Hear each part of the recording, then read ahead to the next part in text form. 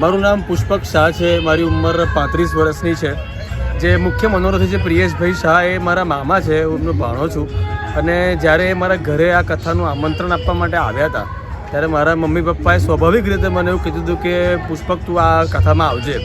તો મેં એમને કીધું હતું કે જો શરૂઆતના 2 દિવસ તો આવીશ, પણ પછી ફોર્સ ના કરતા મને.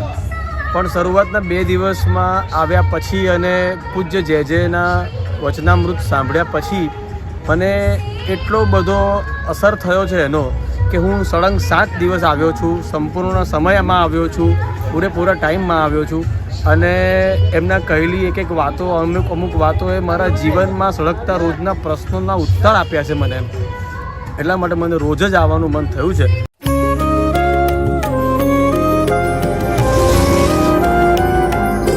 જય શ્રી કૃષ્ણ. મારું નામ આનલ મોદી છે અને છેલ્લા કેટલાય વર્ષોથી વિવાહમાં હું સ્વયંસેવકની રીતે કાર્યરત છું. પૂજ્ય જેજુશ્રીના સાનિધ્ય અને વાણીથી જીવનમાં ઘણા બધા હકારાત્મક પરિવર્તનો મેં જોયા છે. પણ શ્રીમદ ભાગવત કથાનું રસપાન કરવાનો મને પહેલીવાર લાભ મળ્યો. અને કથા સાંભળીને મને એક વાત તો ચોક્કસ સમજાય છે કે શ્રીમદ ભાગવતથી દરેક પ્રશ્નોનું સમાધાન થાય છે. દરેક પ્રશ્નોના જવાબ શ્રીમદ ભાગવત કથાને શ્રવણ કરવાથી મળી જાય છે. અને આજના યુવાનોને હું એ જ અપીલ કરીશ કે જ્યારે પણ આવા આયોજનો થાય ત્યારે ચોક્કસ એનો લાભ લો. સત્સંગ કથા એ ખાલી વડીલો માટે નથી, પણ નાની વયથી જો કથાનું શ્રવણ કરવામાં આવે તો એ વ્યક્તિને ઘણા બધા ડિસિઝન લેવામાં હેલ્પ કરે છે. અને કથા કે સત્સંગ વ્યક્તિને સાધુ કે સંન્યાસી નહીં પણ જીવન જીવવાની સાચી ઢબ શીખવે છે. તો હું આપ સૌને એ જ વિનંતી કરું છું કે ચોક્કસ આવા જ્યારે પણ આયોજનો થાય ત્યારે કથાનો લાભ લેવો જોઈએ. જય શ્રી કૃષ્ણ.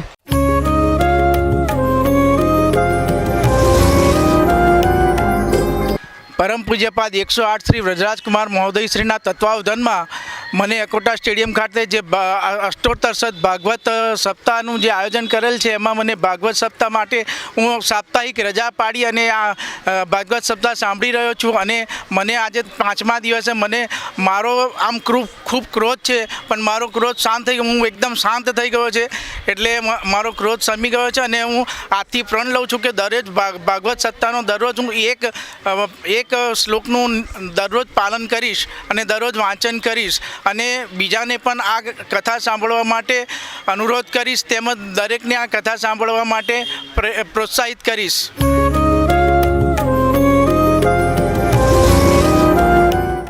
હા, મારું નામ શાહ ધર્મેન્દ્ર કુમાર વિનોદચંદ્ર છે.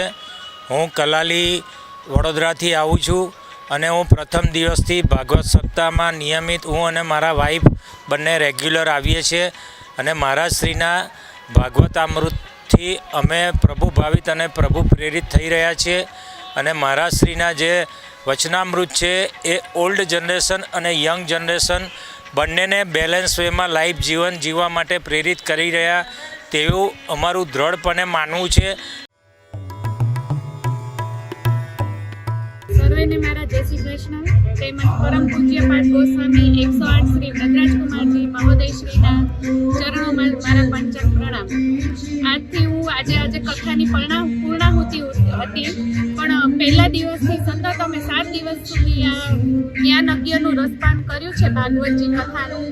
એ કથા સાંભળીને હું એ નિયમ લઉં છું કે જે શ્રીના વિવાહો અંતર્ગત જે સેવા કાર્યો ચાલે છે એની અંદર હું સદાય કાર્યરત રહીશ અને હરિ, ગુરુ અને વૈષ્ણવની સેવામાં સદાય કટિબદ્ધ રહીશ.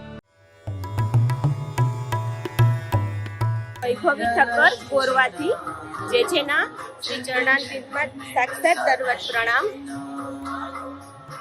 2010 કે 11માં જેજેની અહીંયા આકોટા સ્ટેડિયમમાં કથા હતી, ત્યારે હું ફર્સ્ટ ટાઈમ મારા મેરેજ પછી જેજેને સાંભળવા આવેલી. અને ત્યારે મેં નક્કી કરેલું કે મારે જો કોઈ પણ કિડ થશે એને હું જેજેનું જ બ્રહ્મસંબંધ અપાવડાવીશ. અને ઠાકોરજીની કૃપાથી મારી 10 વર્ષની અત્યારે ડોટર છે અને એને જેજેનું બ્રહ્મસંબંધ છે અને એની કૃપાથી અમને ઘણું સારું છે. અને સપ્તાહ દરમિયાન એ મારી ડોટર બી રોજ સપ્તાહ સાંભળવા આવતી હતી અને જે ધૂન કરેલી એ બધી જ એને યાદ છે.